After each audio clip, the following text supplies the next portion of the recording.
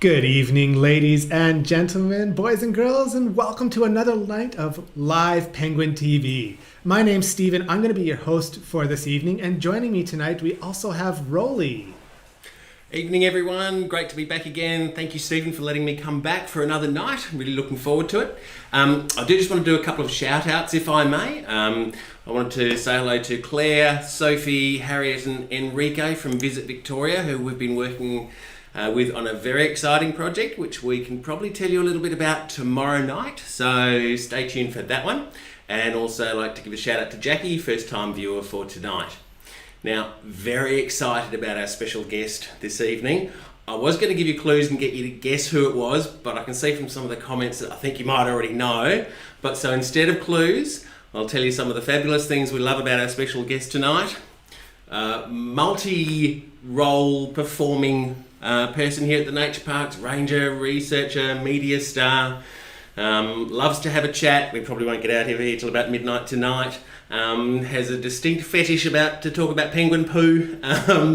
So I think you know who we're talking about, but I'll let Stephen do the formal introductions and welcome our guest on. Look forward to receiving your questions. Have a great night, everybody. Wonderful. So, what an introduction for our guest star tonight. I'm going to put you on the screen now. We have the wonderful Jordan. Say hello, Jordan. Oh, got it. What an intro. Thank you so much, I think. You're very, very welcome. Oh, what a great intro. So you probably all know Jordan. She's done countless of these live streams. If you haven't seen her before, you can check out our Facebook videos. I'm sure some of them might still be up, our YouTube videos.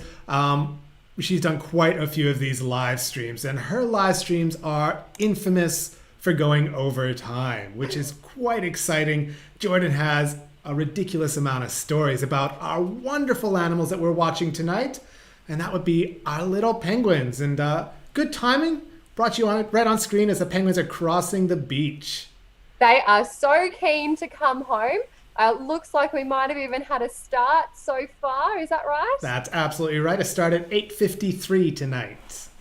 Wonderful. 3 minutes later than last night. What's going on, guys? Yeah, they're not as excited tonight because I think they were looking forward to last night. They had a very special person counting them last night. And who could that have been? Roland was talking about our guest star being multi-talented and having multi-roles here at the Penguin Parade. And I heard that you were doing one of your very first counting shifts last night, Jordan.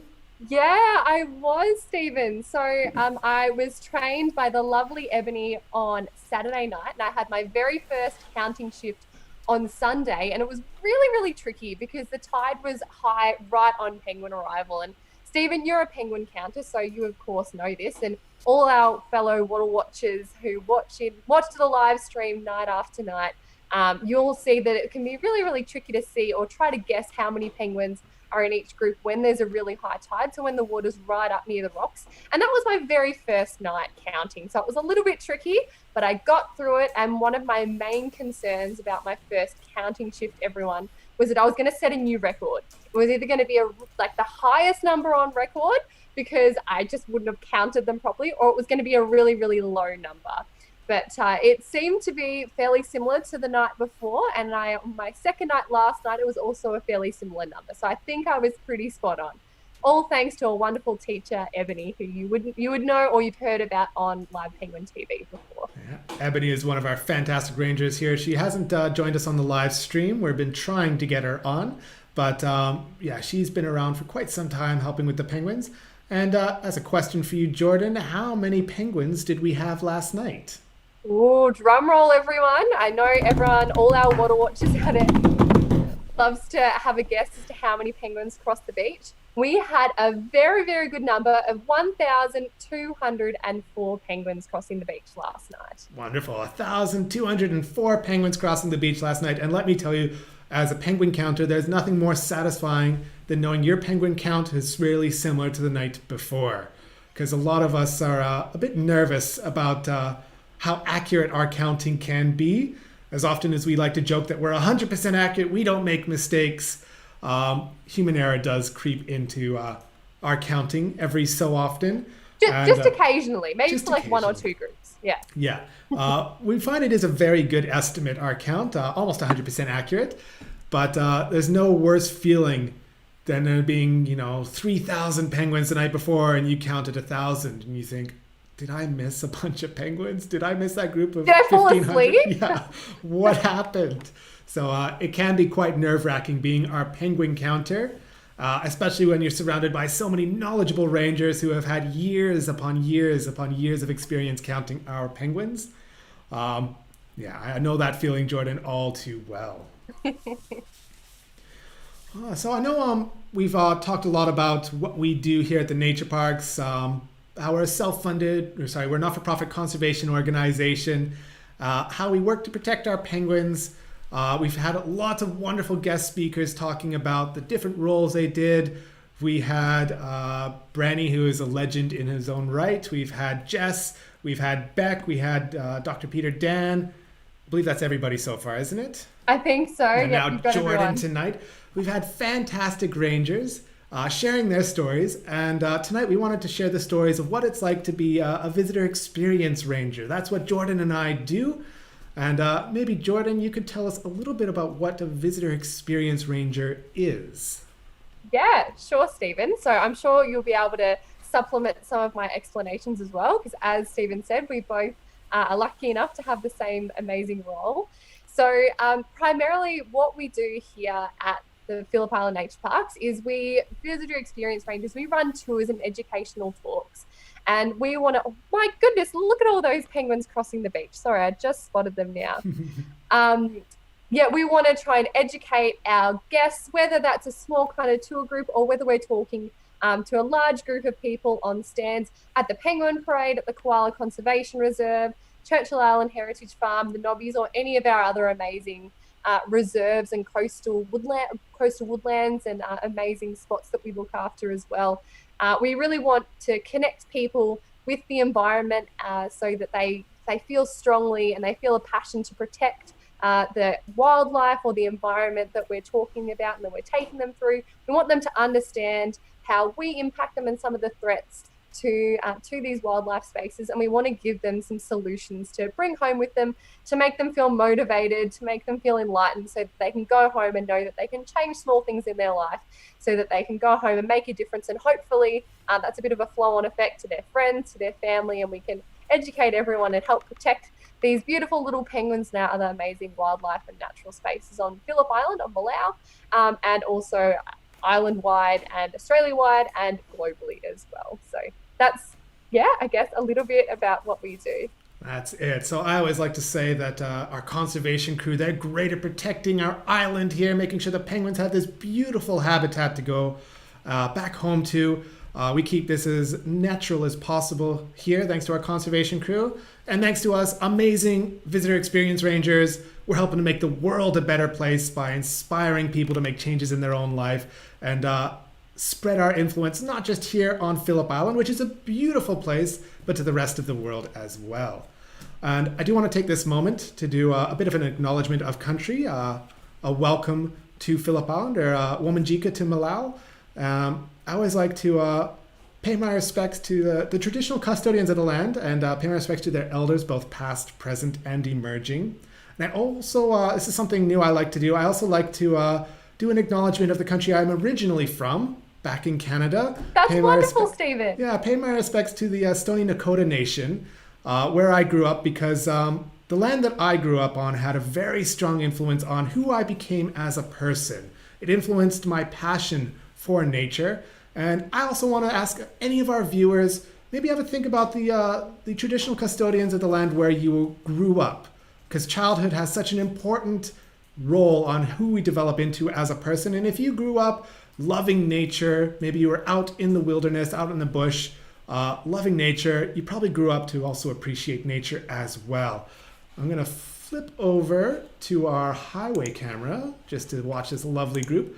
And I think it's really good to know where we come from and also acknowledge the traditional custodians of those lands as well. So usually we ask everybody to say where they are viewing from or who the traditional custodians of the land are, where you are viewing from, but maybe do a little bit extra research. And if you maybe moved from where you grew up, let us know who the traditional custodians are of the land where you grew up from as well.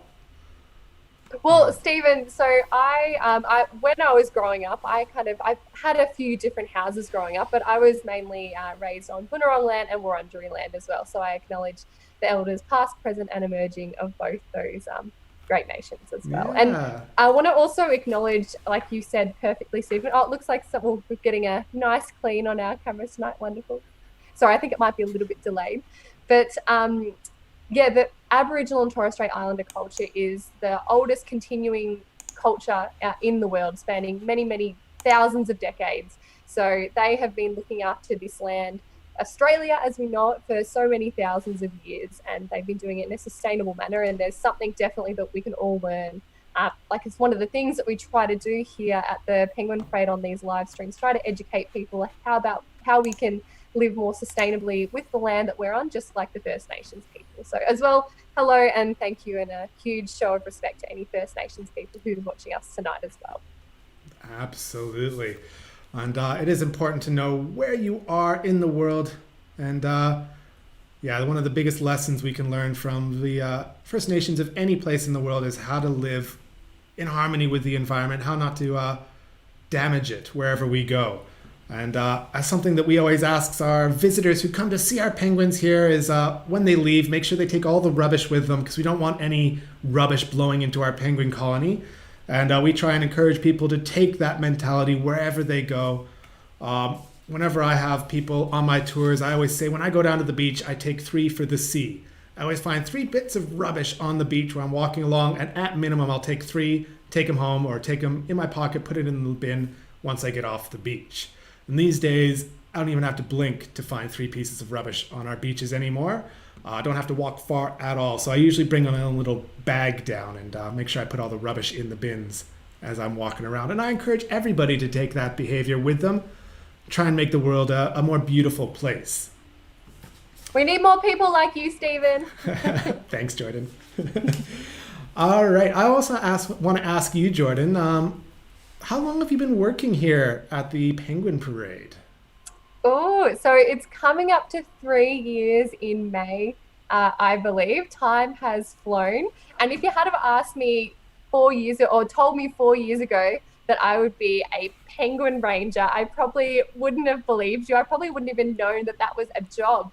Of course, I always knew about the Penguin Parade. It was just, that kind of special place where there was little penguins on Phillip Island. But yeah, I was just wanted a little bit of a sea change. So I originally grew up in Melbourne, and I saw that there was a job advertised at the Penguin Parade, and I've got quite a bit of kind of hospitality, customer service experience, and that's one of the most important things, in my opinion, for this job, to be able to deal with the public, educate people and engage people so that they walk away with those take-home messages and feeling inspired to act. So yeah, when I saw this, it ticked a whole bunch of boxes for me. I've got a passion for any kind of wildlife and preserving the environment, and I got to speak to people. So I was very, very excited to take on this role just under 3 years ago. How about you, Stephen? Oh, I'm trying to remember how long I've been here. It's about 5 years, give or take a little bit. I started in winter time, so either coming up on Me 5.5 years or 4.5 years. I think it's 5.5 years.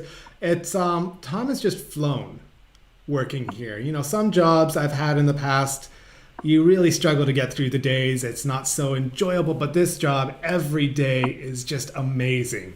You get to deal with penguins night after night. You get to deal with excited, happy people who want to watch the penguins. It's a lot of fun. And I've been really enjoying watching our guest speakers night after night. A lot of them started out as parade rangers as well, working here at the Penguin Parade. And then they use this as a springboard to find their callings in different fields within the same company. And I know, Jordan, you've started getting a little work in other parts of the organization. You've been working with our research department a little bit.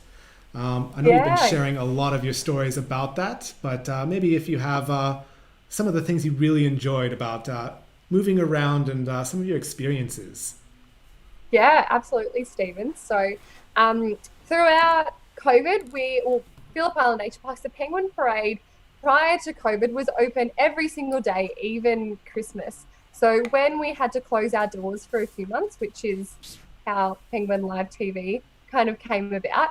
We had a lot of people who wanted to talk to people about penguins, but just we didn't have the people to talk to. So a lot of our staff, which you might remember us talking about in previous live streams, but we were redeployed to different areas. So some people, and I'm going to ask you exactly what you've kind of been getting up to over the last 9 months, Stephen. So I'm going to get to you, don't worry. There's been a whole range of different jobs. People have done planting, weed control, doing general maintenance, cleaning, working with research, working with conservation, working with the media team.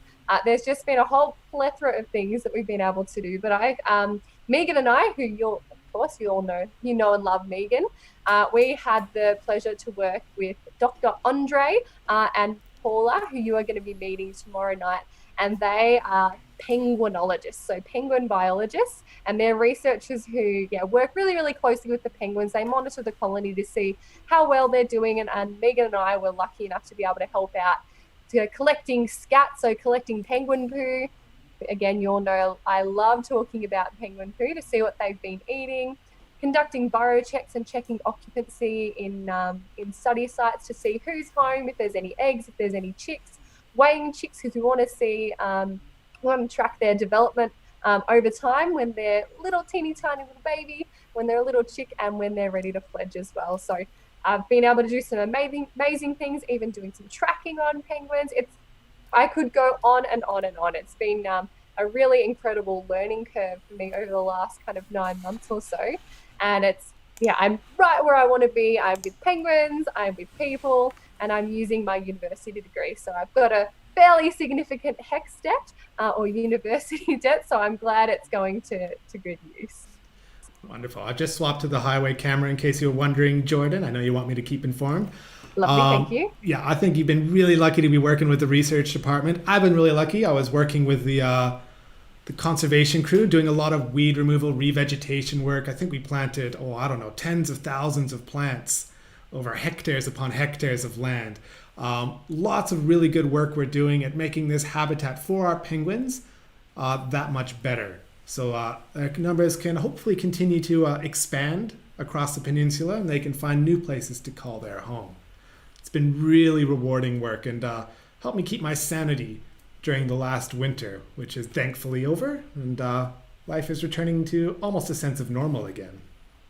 That's it. Well, lucky we're able to open up the doors and we can invite people back to the Penguin Parade, because that's that's our main job. That's what we love doing, connecting with people and sharing the penguins and all these wonderful wildlife and spaces with them.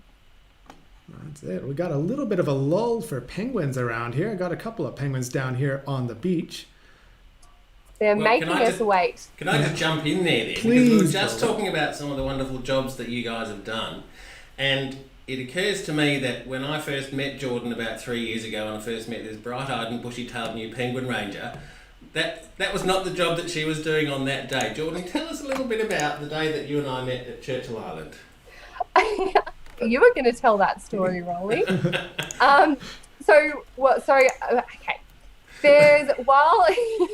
There's so many different things that we get to do, and I'm sure we'll go through that a little bit tonight as well. But one of the things that I've been lucky enough to do in the past as well is to help with different kind of product and tour development. So we're always looking to look at different ideas and look to kind of market different experiences to share different environmental messages with our guests here. And one of those, I believe, Rolly, was when I was at Churchill Island doing a photo shoot with Megan. Megan was there. I think Andy was there. I think Rachel Ong, so she's also here as well. You know, Michael he was in the photo shoot. Mm-hmm. Yep, that's right. We all got dressed up. We did our hair and our makeup, and we were out on Churchill Island, and we were doing a photo shoot for a glamping experience on Churchill Island. We got lots of free food that day, and we had to pose while we were eating it and lie down in the tents and look like we were being all candid. So there's lots of different variety in this job, so it keeps it fun and interesting. Yeah, and the latest one we've been up to is the live stream, which I never thought I would ever get into at all in my life. It was not a career path that was even on my horizon, even less so than being a penguin ranger. back being It was in all a Canada. bit of a surprise to all of us, wasn't it? So the live stream has been quite an experience for us as well. Maybe you got some interesting stories about your first night on the live stream. Utter terror. Yeah. I think all the ranges were exactly the same. We can talk to an intimate group of 10. We can talk to a stand filled with 1,000 or 2,000 people, but it was a completely daunting task to be going live to the whole world. And I think it was on Sky's first night when she premiered the live stream. It was over 700,000 people tuned in just as we were live, and then people kept watching it kind of over and over again after the stream ended. So the viewing just went through the roof. And I think we all just kind of thought it'd be a fun little thing to do. We might have a small following, but we've been absolutely blown away by how successful it's been and how regularly all you water watchers love joining in and learning all there is to know about penguins. So thank you so much to everyone who has either watched or continues to watch. We appreciate the love and support. Yeah, I can tell you I was very nervous my first night. I made the mistake because I was assisting Sky on her very first night when we had the almost 800,000 people watching. And I made the mistake of looking at how many people were viewing, waiting for the countdown to finish. No. And poor Sky, I let her know how the numbers were just creeping upwards. I don't say creeping upwards. They were exploding upwards. And I have a very vivid memory of Sky just standing around the corner over there, head between her legs, taking a few deep breaths. Wanted to offer a paper bag because she looked a little green in the face with the daunting numbers. But if you watched that first night of the live stream, you probably know she nailed it. Besides the sound difficulties we had, a few technical issues, she nailed it. She's been fantastic ever since. And I was very lucky in that I got to ease my way into it, being on the sidelines, learning how everything worked. And then when it was finally my job to take over, I had 4 or so days of experience already that it felt like I was just jumping into a familiar seat. So, oh, you lucky thing. Yeah, Jordan, you just jumped into the deep end. There was no warm up for you. It was just snap, 100,000 viewers on your first night. Way to go. Well, it's funny. I think the live stream was actually meant to premiere a week before. So I was actually meant to be the person to do the first night, and I was so glad that it got pushed back because I was so nervous.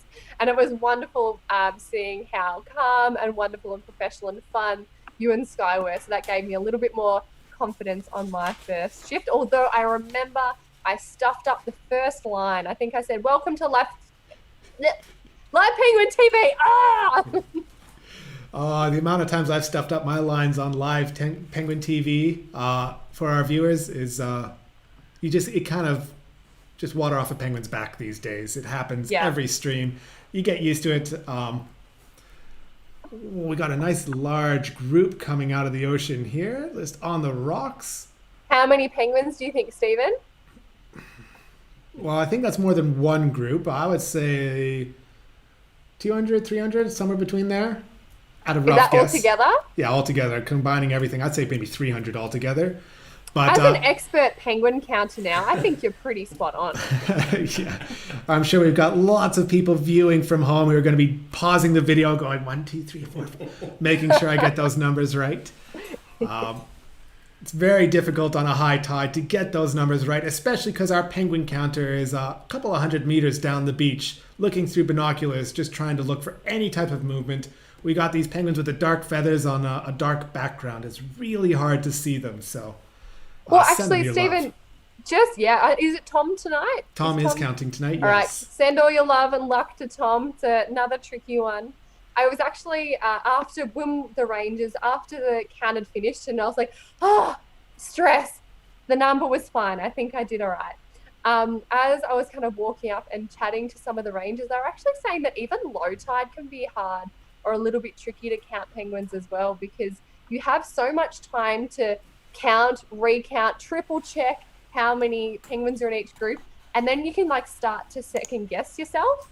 So they were saying that sometimes it's actually even a little bit better on a high tide because you just have to go with your first count, and that's probably the one that's most likely correct in the first place. So it's another perspective that I didn't realize. Yes. And the worst part is you count on a low tide and you count one group when they start crossing the beach, and then you count a couple other groups somewhere else, and you go back to your original first group and you think, is that the same group, or how long has it been since I last counted? You count the number and you get a slightly different number the second time. You're like, oh dear, that's not the exact same number. Is that the same group or is that a new group? Yes, lots of the joys of penguin counting. But Tom is an experienced ranger. He's been here for 16 years. He's been here a long time. Wow. Yeah. Yeah. So when it comes to penguin counting, he's very confident in his count. And I always love when Tom counts because I tend to win the chocolate bar in the Penguin Lotto when he counts. So he's my favorite I think you penguin have counter. a secret deal with Tom. Not really. He's I like to call him an optimistic counter. He counts a lot of penguins when he counts, and I always go for the most optimistic guess for penguins on the night. So Hey, you've worked it out. that's it. All right, I am on the highway, but I'm just going to go back to the beach now. Sorry, Jordan, I know I'm trying to tell you when I'm swapping cameras, but I had a nice little group there while you were talking about your experience counting penguins. Well, Stephen, and for everyone at home, so the way these special guest live streams are happening is that we're not actually watching it live just like you guys. I've got two separate cameras kind of on my screen just here, and so it's hard to tell which camera Stephen's looking at. So that's why he's been like, okay, now I'm going to the highway, or now I'm going back. But I am actually also checking it out on my phone as well so that I can see. That is the most ridiculous thing I've seen. You're watching yourself live stream. I love it. I love when I'm about to start the live stream. When I got the countdown going on, my phone gives me a notification that I might be interested in a live stream that's happening. And I'm like, thanks, Google. I kind of know there's a live stream starting. And now, Roland, do we have any questions for any of us? You've got so many questions. We haven't even taken a breath to go to our viewers and see what you guys are interested in. Absolutely. So, Chris has actually asked, what sort of skills are needed in the jobs that you do? Because obviously you've both spoken about the sort of jobs that you do, and obviously some of the specific roles, would require specific skill sets. But general terms, what sort of skills do you need to be, for instance, a visitor experience ranger at Phillip Island Nature Parks? Well, we have a couple of different roles here at the Penguin Parade. We've got the visitor experience, which Jordan and I both do, where we run tours. So you need to be able to be confident talking to a group of people. You got to have a passion for wildlife. You have to have a very friendly personality. Stephen, do you think we've got all those? Absolutely. You do anyways. You do too. And then we also have the visitor engagement rangers, which are the ones you see on the boardwalks. They're the ones who do the stand talks, doing talks in front of 2,000 people. You have to get over your stage fright early on in that job. But you also have to have an infinite amount of patience, because we have to make sure that the penguins are safe while people are visiting, make sure nobody's taking any flash pictures of them or hurting their eyes, stressing our penguins out. There's a lot of work in protecting our penguins from so many people coming to see them. And there's a few people around the world that don't like to listen, especially when it's telling them not to take pictures. So you got to have infinite patience. You have to be able to have a lot of conflict management, a lot of strategies in place. It's a challenging job on certain nights. I like to say it's a challenging job when the wind is blowing or there's a full moon, which if you've ever been to Phillip Island, the wind is almost always blowing. Always. Yeah, so it can be a quite challenging job, but I think those are the biggest skills you might need if you wanted to become one of our penguin rangers here. And so on that note, Stephen, people who are watching are probably thinking like, why are people grumpy? Why do you need conflict management when you're going to the penguin parade? You're seeing penguins. So back when, pre-COVID, when we did have lots and lots of people in the one space at the one time, of course, conflicts do arise. People get a little bit argy-bargy, and, just like when you go to restaurants, there's some people that just are never happy no matter what you do. So it's we want to try and make sure that everyone leaves. And you know what? That like 99.9% of the people or the visitors who come to the Penguin Parade are lovely and have a wonderful time. But just occasionally there's someone who's probably just had a not so great day, and you just got to try that, again, put on that customer service smile and go that extra mile to make sure that they're happy at the end of the night. That's it, exactly. So the vast majority of people we get are happy to be here. They have great questions. They're an absolute delight to deal with. As you say, the 1% or even less than the 1% are unhappy. And when you have a couple of thousand people here, there's a few people here and there who are not too happy with their evening and how it's going. And Phillip Island, it's pretty chilly here. We have penguins who live here, so naturally it's not a very hot place in the world. And we get people who show up in t-shirts and shorts, and High it's 12 heels. degrees. High heels, that's my favorite on our boardwalks. Stephen. Yes. Sorry to interrupt you. One of the things that the Rangers play a little bit of a game sometimes when we're out on the stands or on the boardwalks, we like to try and pick like the best outfit of the night. And whether it's someone who's just like wearing lots of really bright, beautiful colors, they look really beautiful and fancy, or they're really underdressed, like it's going to be a really cold night and they're in singlets and a short, no singlet, a shorts. Oh my God. Jordan, a singlet, shorts, no shoes, or just we get all sorts of people at the Penguin Parade, and it's always a little bit of fun trying to work out who's going to win the Special Ranger Prize. Of course, we don't tell them, but it's a game that we like to play among ourselves. My favorite is the ones who come in the really like the high heels and the evening night dress. Looks like they're going out to a cocktail party, and the rain's coming in sideways, and it's 5 degrees outside. The makeup screaming down. Yeah, you get some interesting nights here at the Penguin Parade, and we find a lot of joy in our work here. We always try to help people. If we see them about to exit the building looking as they do, sometimes we sometimes offer them some friendly advice, saying it's going to be a bit wet and chilly tonight. And if they decide not to listen to us, that's fine. There's only so much we can do in the world, and we do try to make sure everybody has a wonderful night. And sometimes we're not perfect at our jobs. People don't always want to listen to us. Stephen, of course we are. Stop that. All right. Now, speaking of our jobs here at the Penguin Parade, do you have any memories you want to share? Maybe a great evening you've had, a special tour that you've really enjoyed, some funny stories, funny ranger stories, anything that's coming to your mind? Got a bit of a list. Oh, wow. I don't know if you All can right. see that. It's only a short one, but I came prepared. So what do you want to hear first? Maybe your favorite story that you have on your list. Let's start with the best. Okay. So I think one of the, if we're talking about on a tour, one of the most memorable things that I had one of the most memorable tours and memories that I had was when I was on the Ultimate Adventure Tour, which is where you have a small group of people. It's an eco-accredited tour, and you go out right into the heart of the penguin colony where there's no lights, there's no fences. You sit on the beach and you've got some special night vision goggles so that you can spy on the penguins, and you're just kind of like hiding in the bushes as they kind of cross the beach, and you get to see them in their natural habitat, which is amazing. And I remember my first summer doing this tour when it was right in the breeding season. There's just little chicks running around everywhere, and you've probably seen, if you've been watching these live streams, that these little chickies, they will go up to anything that moves trying to find food, try and find mum or dad, regardless of whether it's a penguin, a wallaby, or even a human. So I just remember this one tour, we're walking along the road, and penguins are walking left, right and center. And we had to stop because there was a chick that was just making a beeline directly for us, and it started pecking my boots, and it was just pitch black, and it was just the most adorable, sweetest thing ever. And yeah, that's a memory that I cherish, and I'll always kind of I'll keep with me. It was a really, really kind of special, touching moment.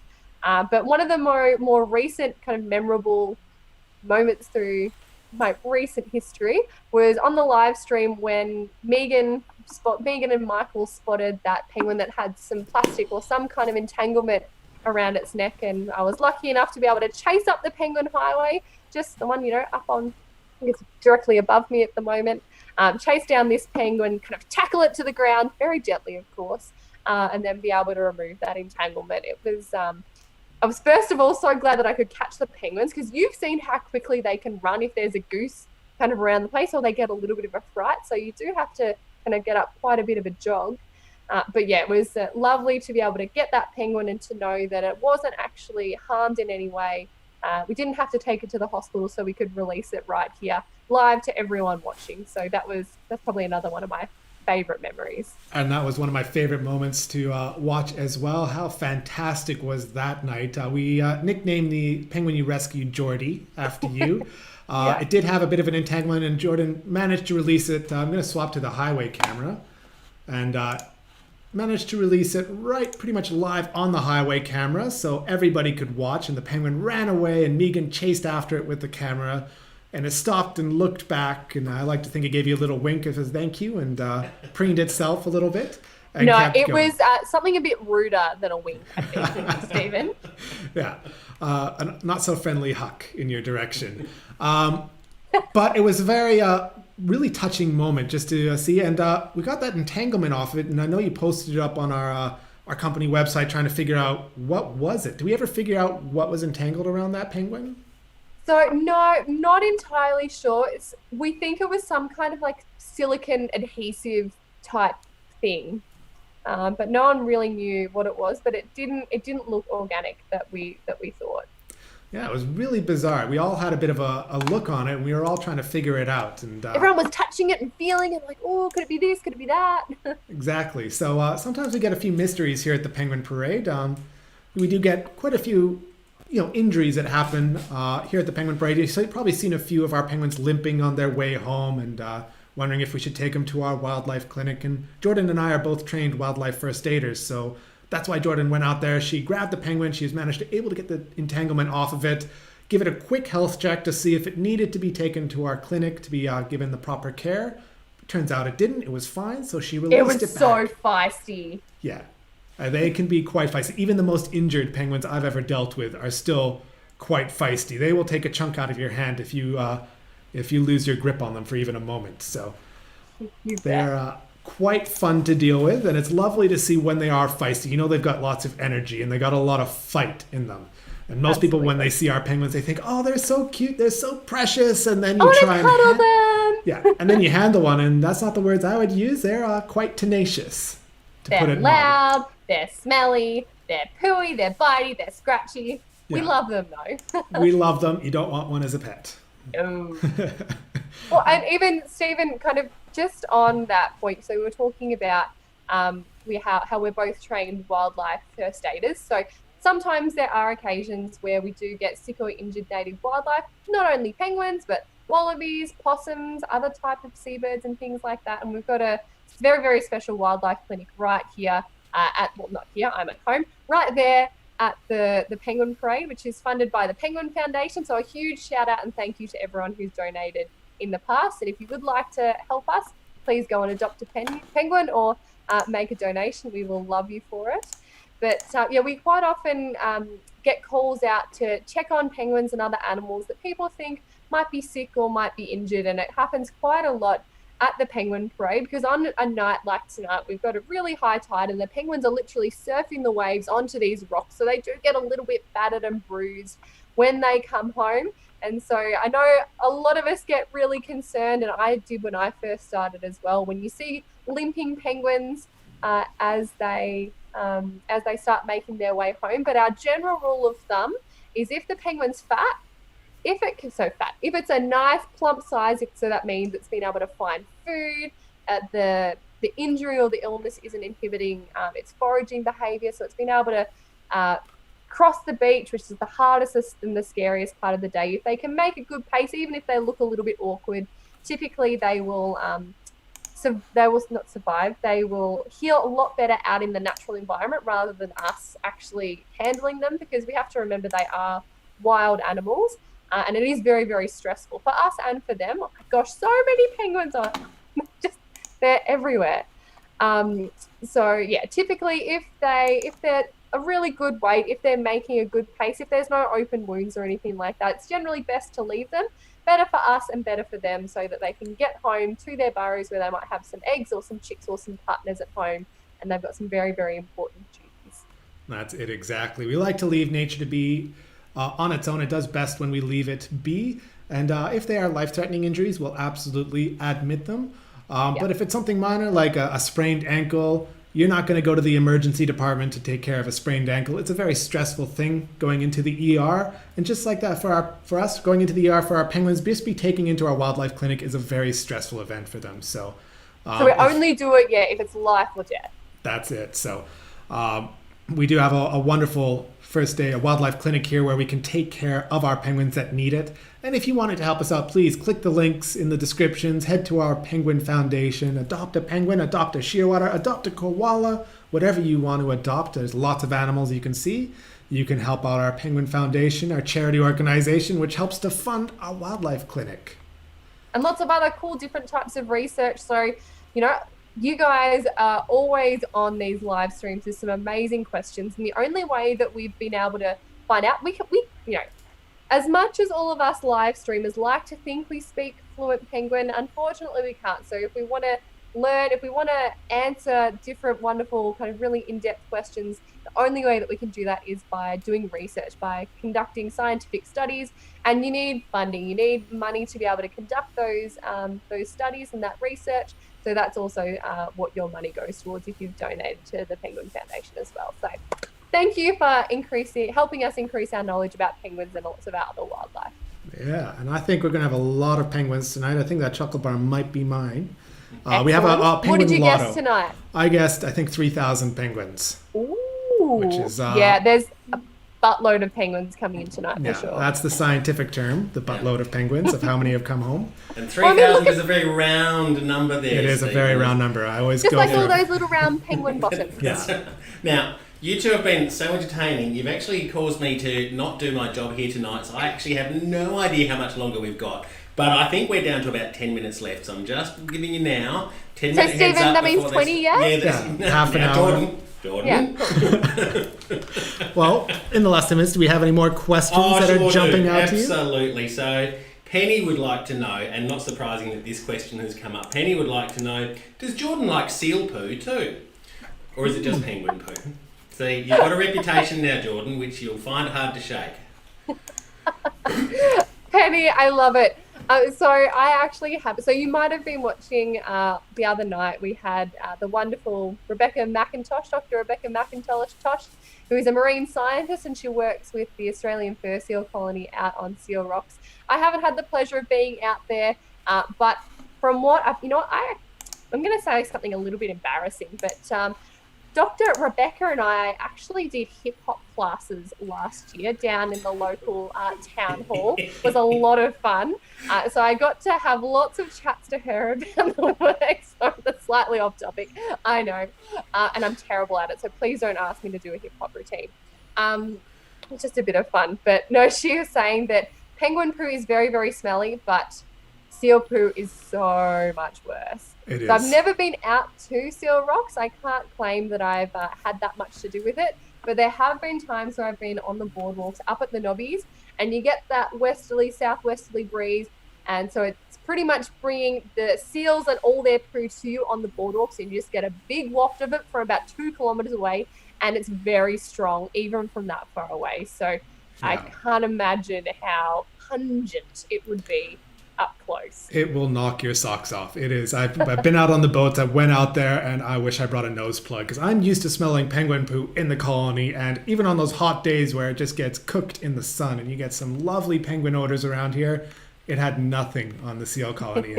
It had rained the night before, so it had washed most of it off, and it was stanky. That's the way of putting it. So lovely questions. Always good to have good poo stories from Jordan. It wouldn't be a proper live stream without one. Poo is just so fascinating. I don't understand. Yeah, you are a born and bred biologist. There's no doubt about it. You're born to be in the research department, I think, here. And who knows? Maybe if we get enough donations to our Penguin Foundation, we'll have room in our budget to get you in on that team soon. Woohoo! All right. Looks like I'll have to swap back to the beach camera because I don't see any more penguins coming up our highway, and there's quite a few penguins preening themselves on the rocks here. And while we're watching these lovely penguins, do we have any more questions? Oh, sure do. I've always got a question. This one's from Monty. What is the airspeed velocity of an unladen swallow? Ooh, is that an African or European swallow? I don't know. Sorry, I just had to slip that one Monty in. Python reference. I love it. That was a bit unexpected. Now for something different. That's right. That was completely different. That was something completely different. No, so an actual serious question from Karen, Jordan would like to know if, Karen would like to know if Jordan has any copperhead snake stories while you've been out in the colony. Have you come across any of our little slithering friends? I might jump in on this one because Go I'm from for it. Canada. We don't really have snakes in Canada, no venomous ones anyways. And I came to Australia and I've been here for 5, 6, 7 years. I can't remember how long I've been here, a long time, and I hadn't seen a snake, ever. And then, a year and a half ago, I was out penguin handling where they take us, parade rangers, our visitor engagement rangers, visitor experience rangers, they take us out, we learn how to hold a penguin, we get to insight into some of the research, we get lots of good stories we can share. And I was wandering around and one of my coworkers, John, who works here at the parade, he points out to me that there's a copperhead snake about 2 meters to my right that I had not spotted. And I nearly jumped out of my boots. I was terrified. I do not like snakes, especially the venomous ones. Those ones are scary. Aren't they cutest, cuddliest ones, Stephen? Not a snake person. Not a snake person. I'm a penguin person, not a snake person. Well, yeah, it's so we only have one type of snake here on Phillip Island. It's the copperhead. It is very, very deadly. It's highly, highly venomous. So you definitely do not want to be bitten by one of those. But they're a very shy snake, and they'll only kind of attack or they'll only strike if you step on them or if you corner them and if you kind of aggravate them in any way. So if you're kind of walking around and you're sticking, on the tracks, typically the vibrations from your feet as you're walking by, they'll go, nah, that's a really big, scary monster, and they'll start slithering off. They're not like, really aggressive type of snake, but there have definitely been times where I've been out in the field just loving how waddly some of them are on the highway above me. There's times where they blend in really, really well with the sticks or with the vegetation around the place, and so you kind of get a little bit too close, and I reckon I was about a foot away from the head of one once, and I jumped about half a meter in the air, even though I knew that it probably wasn't, I hadn't stood on or anything, and it was probably more scared of me than I was of it. But there's definitely been times where you kind of spot them, but not very often. They're not hugely common to see these snakes out there. But I remember one time Megan and I were checking one of the study sites at the penguin parade, and there was a beautiful big copperhead right next to a penguin box, and we just looked at each other and we were like, we're not checking that box. That penguin's fine. He'll check on it next time. We'll check on it next time. And for anyone out there who might be a bit worried about a snake next to a penguin burrow, this is both their habitat, so it is quite normal for penguins and snakes to coexist. We don't really have a lot of evidence that these snakes do prey on penguins. We have found that sometimes, very, very occasionally, it's usually quite unlikely that snakes can eat abandoned eggs. If mum and dad decide that there's not enough food around, it's not a good time to incubate their eggs, so they'll often abandon their eggs if the conditions are poor. Usually the egg gets pushed out of the burrow, and usually it gets eaten by ravens or predatory birds, but occasionally, or once or twice, I've been told that a snake has eaten a penguin egg, but it's usually after they've been abandoned. And what you've probably seen on these live streams is that penguins are so vicious. They are really, really feisty, and with these snakes being so shy and non-confrontational, they are no match for a penguin. So you don't have to worry about the snakes going for penguin chicks or adult penguins. The penguin is definitely going to be the one to win in that situation, for sure. I have no doubt our penguins will take care of themselves, especially if they're in their own burrow. They're not going to let a snake even come anywhere near their burrow's entrance. They will chase that thing away. And they'll also make some very scary noises as well, won't they, Stephen? Do you want to demonstrate? What, you mean a penguin huck? Or do they make a different sound? No. Stephen, they huck out in the ocean. I've heard penguins hucking in the colony. Have you? Okay. No, I think they're more juveniles, but... Okay, there you go. No, I'm talking about a very special kind of trilling bray sound, which I would love you to demonstrate for us. I'm going to embarrass you. Go on, Stephen. I can't do that one. I don't have the specific penguin languages. I can just do the... That's the one. Well done. I've been trying to get these little 2 baby penguins here on the live stream on the highway. The little highway bandits? Yeah, these ones are attacking every single adult that's coming by. And don't worry, they're pretty chunky little penguins. I think They that are they've been so chunky. fed pretty recently. So if you're worried that mom and dad haven't come home to feed them tonight, don't worry, they're fine. Yeah, they're looking like they're getting a little bit older, losing quite a few of their baby feathers. It won't be too long until they're almost ready to go into the ocean themselves. And now that we're at the end of the breeding season, it's about time that they do make their way on their own in the near future. Otherwise, mom and dad are going to move on without them going into the molting season, which is well on its way, well underway even. Now, I reckon they're moments away from blowing out the candles out there, Stevens and Jordan. So I wonder if we can slide in one last question. One last question. From Chris, if we can. And this is actually an operational question. When will the tours be coming back soon? Now, of course, we operate a couple of the tours out here. We've got the Guided Ranger Tour, which has come back on already, but in some very exciting news. And Jordan mentioned this earlier today. The Ultimate Adventure Tour is starting up again Friday of next week, Friday the 19th, I think it is. Is that right? That's it. Friday, Saturday, and Sunday nights. So that's a pretty fabulous experience. So I hope you can come and join us, Chris. Yeah, and you'll see one of our wonderful Vex Rangers, Vex being visitor experience rangers, Jordan, myself, we've got Therese, Mike Megan. also does them, Megan, who else would be doing them? Michael, yep. So we got lots of rangers that you might recognize from the live streams. If you wanted to jump on and grab a ticket, we'd love to see you. You can come introduce yourselves, give us a friendly huck to say hello. Yeah, Jordan will be fluent in penguin hucking with you on the whole tour. Nearly Fluent. But yeah, please do come and visit us in person. There's nothing quite like seeing our animals live, getting the smell of the place, hearing the sounds of a penguin. And while Jordan and myself make a reasonable imitation penguin sound, it's not quite the same as being surrounded by hundreds of penguins all calling out to each other throughout the evening. It is quite a special experience being here live in person. And while we do love all of you viewers who come and see us every night, we hope we get to actually meet you in person in the future at some point. Okay, please come up and say hello and let us know you've been watching the live stream. We love it. Yeah, we sure do. And on that note, I think it will be time for us to wrap up this stream. Because, well, Tom just called the end of the count, and it's about 10 seconds away before they turn off these lights, and we're going to be in the complete darkness. We have run well over time tonight. So I'm not the only one, Stephen. I put the blame squarely on your shoulders, Jordan. You're a terrible influence on me. You're welcome. Thanks, Jordan. It's been absolutely fantastic doing a live stream with you. I look forward to watching your ones in the future as well.